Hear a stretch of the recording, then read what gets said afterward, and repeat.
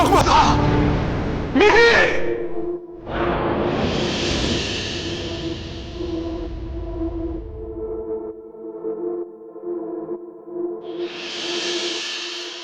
এখানে এসব কি হচ্ছে?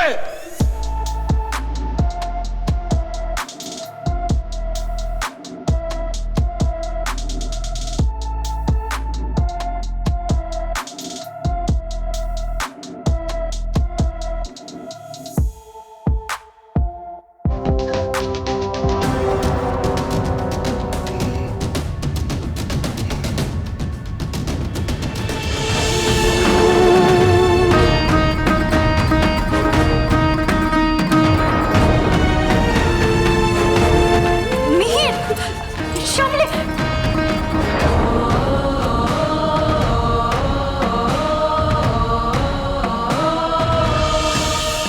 কাল রাতে যা হয়েছে তার জন্য আমি তোমার চোখের দিকে তাকাতে পর্যন্ত পারছি না।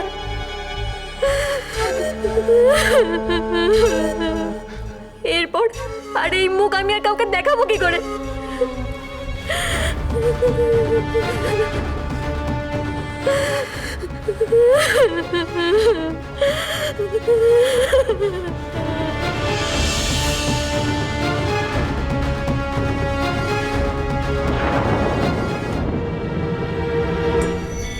মিহির, তুমি আমার মেয়ের সঙ্গে কি করেছো? তুমি এত বড় চরিত্রহীন! তোমার সাহস হয় কি করে আমার মেয়েকে স্পর্শ করার? আমি তো কিছু করিনি। আপনি কি বলছেন আমি কিছু বুঝতেও পারছি না। কি হয়েছে? বুঝতে পারছো না? না, এত বোকা তো তুমি নও। তোমার এই নিষ্পাপ মুখ দেখে আমি তোমাকে চিনতে পারিনি। আমি তোমাকে ভুল চিনেছিলাম। তুমি এরকম একটা ঘৃণ্য কাজ করতে পারো আমি ভাবতেও পারিনি। ছি!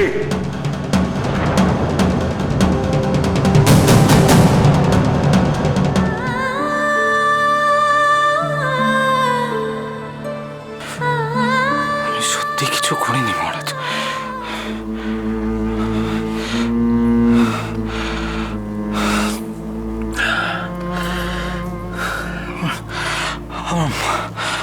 আমার মাথায় খুব ব্যথা করছে লীলা। সেটা বাদ দিয়ে আমি কিছুই বুঝতে পারছি না।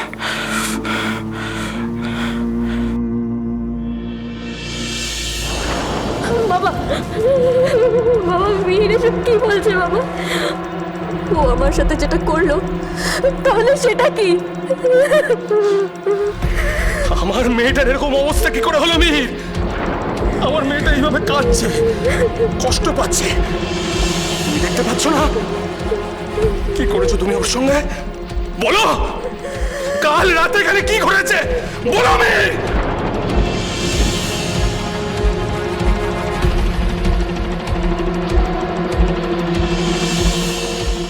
এ কি মহারাজ, আপনারা সবাই এখানে?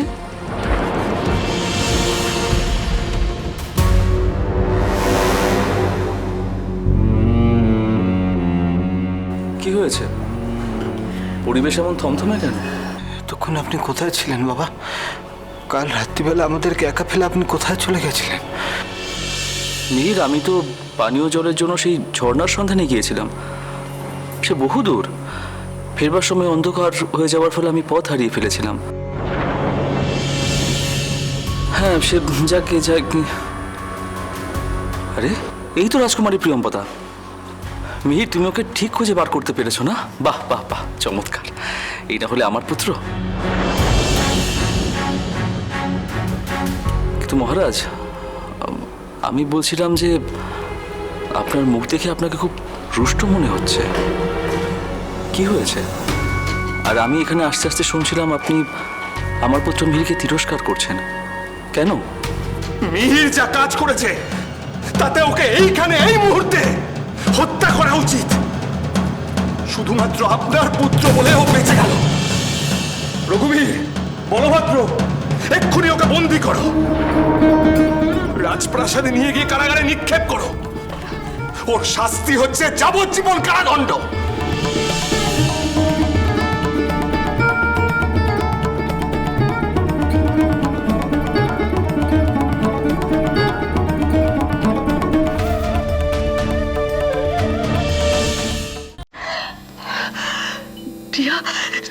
প্রিয়া তুই কোথায় চলে গেছিলি? প্রিয়া কোথায় গেছিলি বল না, কোথায় ছিলি কালি? আমার রাত কোথায় ছিলি মা, কোথায় ছিলি? কি এইসব কি তোর ঘাট চুলি? কোথায় ছিলি তুই? কোথায় ছিলি সারা রাত? এরকম অবস্থা কেন তোর? বল না মা, বল না।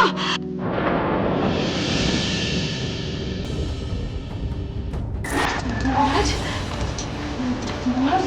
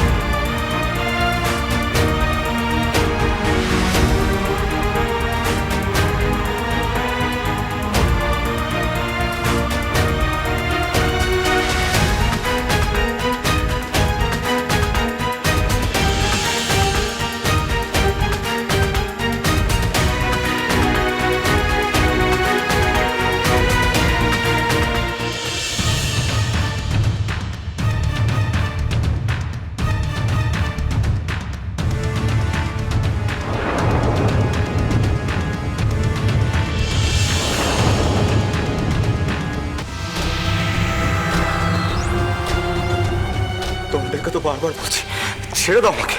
আমি প্রিয়ম্বদার সঙ্গে কিছু করিনি, ছেড়ে দাও। মহারাজ, মহারাজ মিহির কি করেছে? মিহির প্রিয়ঙ্কাদের সাথে কি করেছে?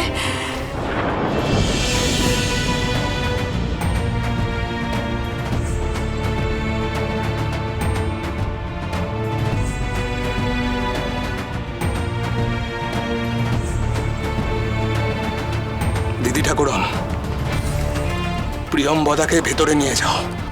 না, আমি কোথাও যাব না। চুপ! আজ তোমার জেদের জন্য এত বড় সর্বনাশ হলো।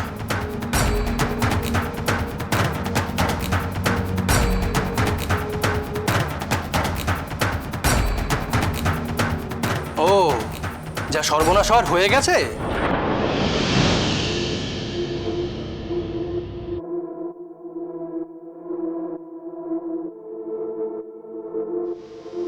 আপনি? আমি কামরূপের ছোট কুমার গুণবর্ধন মহারাজ। এখানে আসার পর থেকে তো আপনার সঙ্গে আমাদের দেখাই হয়নি। ও, আপনি আপনি বিবাহ আর বাগদানের অনুষ্ঠানের জন্য এসে গিয়েছেন? আমরা না একটু ব্যস্ত ছিলাম। সে তো দেখতেই পাচ্ছি, আর ব্যস্ততার কারণও বিলক্ষণ বুঝতে পারছি। আপনি আমাকে মার্জনা করবেন মহারাজ, আমি আপনার কন্যাকে বিবাহ করতে পারবো না। যেই মেয়ে বাড়ি থেকে পালিয়ে পরপুরুষের সঙ্গে রাত কাটিয়ে নিজের সর্বনাশ ঘটিয়ে ফেলে, তাকে আমার স্ত্রী ও কামরূপের রাজবধূ হিসেবে আমি কখনোই তাকে স্বীকার করতে পারবো না।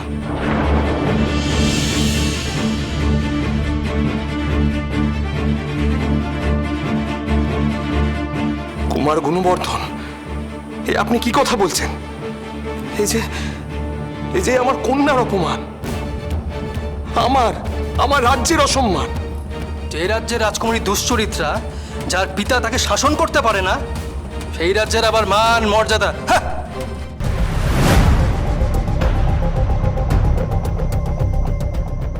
এই রাজ্যের সঙ্গে আর্যাবর্তের কোনো রাজ্যই আত্মীয়তা করতে চাইবে না। কুমার, চলো, আমাদের ফিরতে হবে। চলো।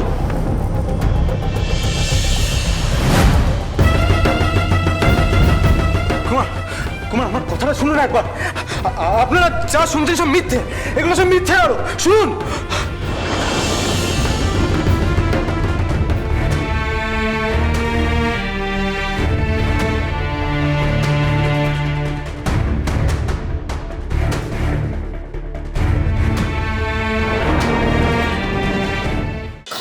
কাহিনী, সোম থেকে শনি সন্ধে 7:30টায় আকাশ 8 ও প্ল্যাটফর্ম 8-এ।